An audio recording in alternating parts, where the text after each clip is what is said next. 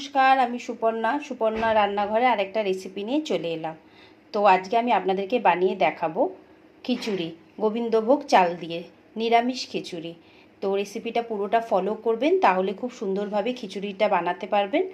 তো আর আমার চ্যানেলটা যদি আপনাদের পছন্দ হয় তাহলে অবশ্যই এটাকে সাবস্ক্রাইব করবেন, কমেন্ট করবেন, লাইক দেবেন। তো চলুন এবার আমি আপনাদেরকে খিচুড়ির রেসিপিটা বানানো দেখাচ্ছি। আগে একটা কড়া বসিয়ে নিয়েছি, এবারে আমি ডালটা দিয়ে দিলাম শুকনো কড়াতে। এবারে মিডিয়াম ফ্লেমে আগে ডালটা আমি ভালো করে ভেজে নেব। একদম কড়া করে ভাজবো না, হালকা করে ভালোভাবে ডালটা আগে ভেজে নেব। ডালটাকে ভালো করে ভেজে নিয়েছি। এবার আমি গ্যাসের ফ্লেমটাকে এখন বন্ধ করে দেবো। এবার ডালটাকে একটা বাটির মধ্যে আমি ঢেলে দিলাম। পুরো ডালটা ভাজা হয়ে গেছে ভালো করে। ডালটা এবার ঠান্ডা হয়ে গেছে। এবার আমরা ভালোভাবে জল দিয়ে ডালটাকে একটু ভালো করে ধুয়ে নেব। ডালটাকে পরিষ্কার করে জল দিয়ে ধুয়ে নিলাম। এবার জলটা আমি ফেলে দেবো। ডালটা ধোয়া হয়ে গেছে।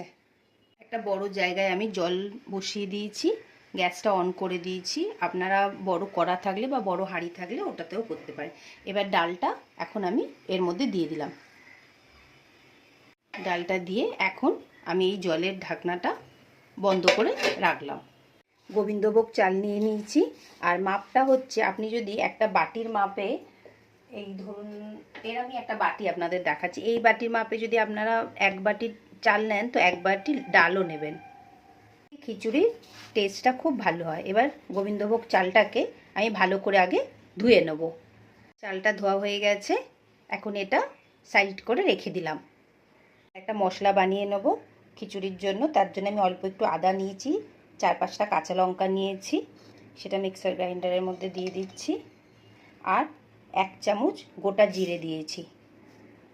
অল্প একটু জল দিয়ে দিলাম, দিয়ে এটাকে একটা মিহি পেস্ট বানিয়ে নেবো। এখন কড়াতে আগে কিছুটা সর্ষের তেল দিয়ে দিচ্ছি। খিচুড়ির জন্য আলুগুলো আগে ভেজে নিচ্ছি।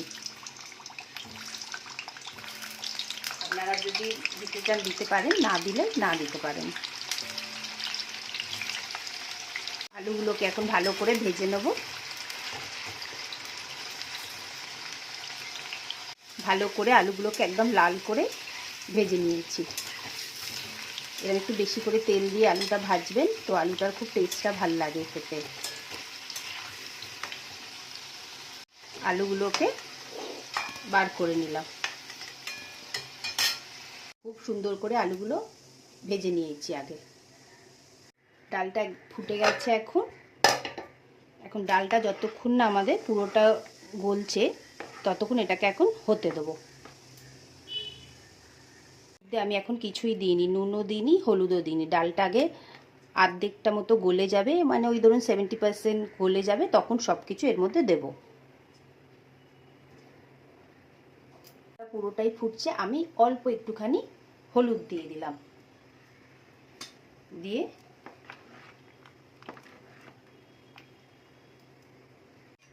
ডালটা আমাদের অনেকটাই গলে গেছে। এখন আমি এই গোবিন্দভোগ চালটা যেটা ধুয়ে রেখেছিলাম সেটা দিয়ে দিচ্ছি। সাথে আলুগুলো দিয়ে দিলাম, দিয়ে ভালোভাবে একবার মিক্স করে দিলাম। দিয়ে এটাকে ফ্লেমটাকে এখন মিডিয়াম করে রেখে দেবো। আলাদা একটা জায়গায় তেল নিয়ে নিয়েছি, নিয়ে কটা শুকনো লঙ্কা, গোটা জিরে আর তেজপাতা এগুলোকে দিয়ে দিলাম। দিয়ে এগুলোকে আগে ভালোভাবে ভেজে নেবো যতক্ষণ না লঙ্কাগুলো একটু একটু কালার চেঞ্জ না হচ্ছে। আমি যে বেটে রাখলাম পেস্টটা, আদা, জিরে আর কাঁচা লঙ্কা, সেটা দিয়ে দিলাম। গ্যাসের ফ্লেমটা এখন আমি একদমই কমিয়ে রেখেছি। মশলাগুলোকে ভালোভাবে এখন কষে নেব। এখন আমি কিছু মশলা দিয়ে দেবো এর মধ্যে। 1 চামচ হলুদ দিয়ে দিলাম। আমি অল্প একটু লাল লঙ্কা দিলাম, ওখানে আমি বাটা কাঁচা লঙ্কাও দিয়েছি, আপনারা চাইলে গুঁড়ো লঙ্কাটা স্কিপ করতে পারেন। আর 1 চামচের বেশি কাশ্মীরি লঙ্কা দিলাম, আর 1 চামচ আমি ধনে গুঁড়ো দিয়ে দিলাম। দিয়ে মশলাগুলোকে ভালোভাবে কষে নেব। এখন গ্যাসের ফ্লেমটা মিডিয়াম করেই রাখবো। মশলাটা ভালোভাবে কষে নিচ্ছে। এখন আমি একটু বেশিক্ষণ করেই কষতে হবে, তার জন্য আপনারা কী করবেন, গ্যাসের ফ্লেমটাকে একদম কম করে রাখবেন।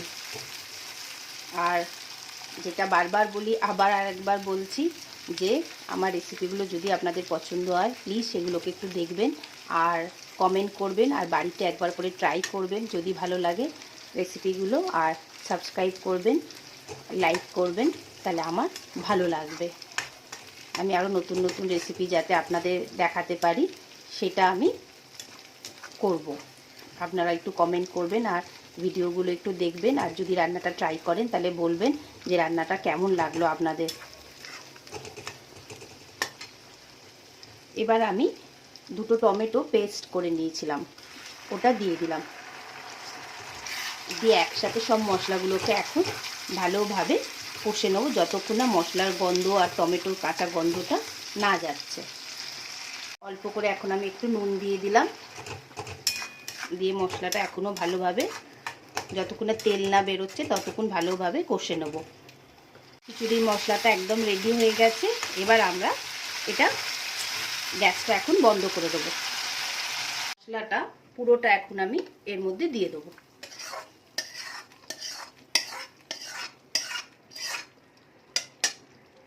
ভালোভাবে এটাকে মিক্স করে দিচ্ছি। আর এখন গ্যাসের ফ্লেমটাকে আমি একদম স্লো করেই রেখেছি, মানে একদম সিম করে দিয়েছি, যে মশলাটা দেওয়ার পর এটা আস্তে আস্তে হোক। আর জলের ব্যাপারটা তো বলা হয়নি, আমি একবারেই জলটা দিয়ে দিয়েছিলাম পরিমাণ মতো, যে পরে যদি আবার জল লাগে তখন আমি দেব।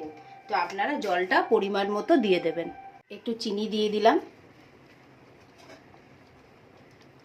দিয়ে এবার এটাকে ভালোভাবে মিক্স করে দিলাম। নুনটা চেক করে নেবেন, আমার অনেকটাই নুনটা কম আছে, তাই আমি এখন ভালো করে নুনটা দিয়ে দিলাম। দিয়ে ভালোভাবে মিক্স করে নিচ্ছি।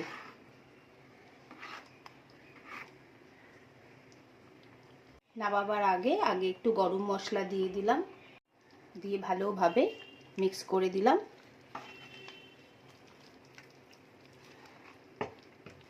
আপনাদের কেমন লাগলো রেসিপিটা অবশ্যই আমাকে জানাবেন। এবার একটু বেশি করে ঘি দিয়ে দেবো, ওর মধ্যে একটু ঘি দিয়ে দিলাম, দিয়ে ভালোভাবে মিক্স করে দিলাম। দিয়ে এটাকে এখন একটু চাপা দিয়ে রেখে দেবো। খিচুড়িটা রেডি হয়ে গেছে। আপনাদের কেমন লাগলো আমার রেসিপিটা অবশ্যই আমাকে জানাবেন, আর কমেন্ট করবেন, আর সাবস্ক্রাইব করে দেবেন। আর আপনারা অবশ্যই বাড়িতে এটা ট্রাই করবেন। আর আমার রান্নাগুলো যদি আপনাদের পছন্দ হয় তাহলে নিশ্চয়ই এটাকে সাবস্ক্রাইব করবেন। আবার আরেকটা নতুন রেসিপি নিয়ে খুব তাড়াতাড়ি আসবো।